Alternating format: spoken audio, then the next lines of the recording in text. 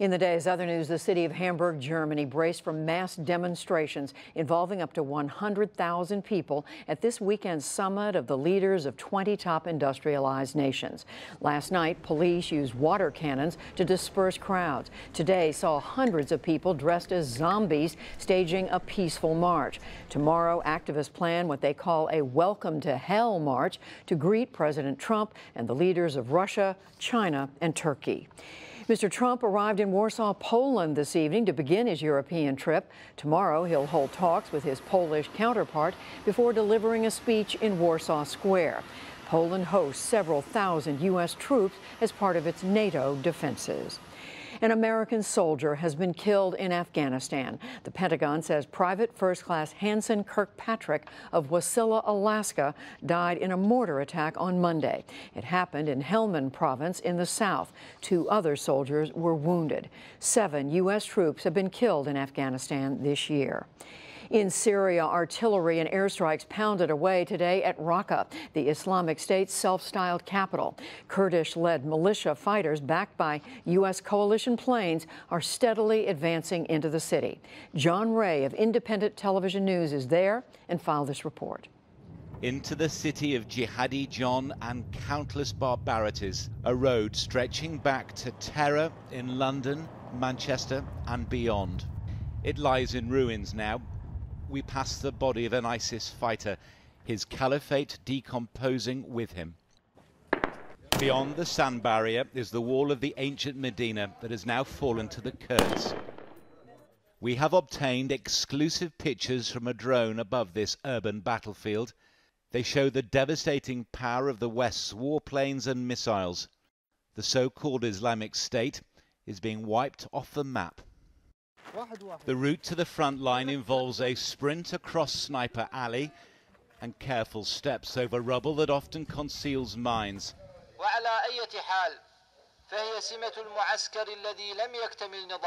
We are close enough to hear ISIS radio. Now is the time for jihad, a commander urges his beleaguered forces.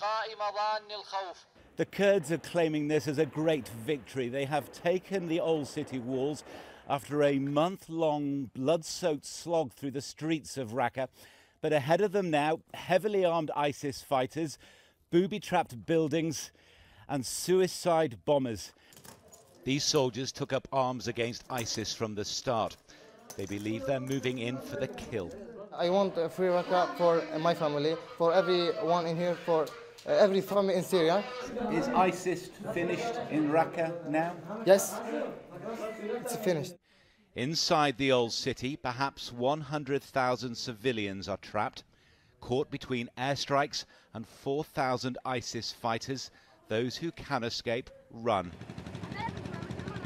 Home is this makeshift camp in the desert. We have left hell behind, they tell us. But in one corner, separated from the rest, the brides and children of ISIS. Their husbands and fathers are dead or in jail.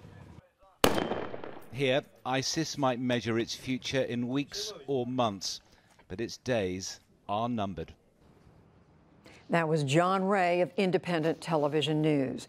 A gunfight between 2 armed gangs in northern Mexico left at least 14 people dead early today. It happened in Chihuahua State when members of rival drug cartels got into a shootout.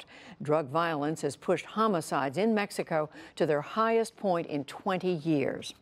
Pro-government militias in Venezuela attacked opposition lawmakers today with sticks and metal bars. They stormed into the Congress in plain sight of security forces. 4 lawmakers were injured, and at least 1 had to be taken to a hospital. It was the latest incident in Venezuela's growing political violence. The killing of a police officer in New York City drew widespread condemnation today. An ex-convict who ranted about police online shot Mia Sota's Familia at close range in her mobile command post in the Bronx last night. He was killed moments later by other officers. In a statement today, U.S. Attorney General Jeff Sessions cited a string of attacks on police in recent years. He said, quote, "These killings must stop." In economic news, the European Union and Japan reached an agreement in principle on a far-reaching free trade deal. Their leaders plan to endorse it at a summit tomorrow. And on Wall Street, the Dow Jones Industrial Average lost a point to close at 21,478. The Nasdaq rose 40 points, and the S&P 500 added 3.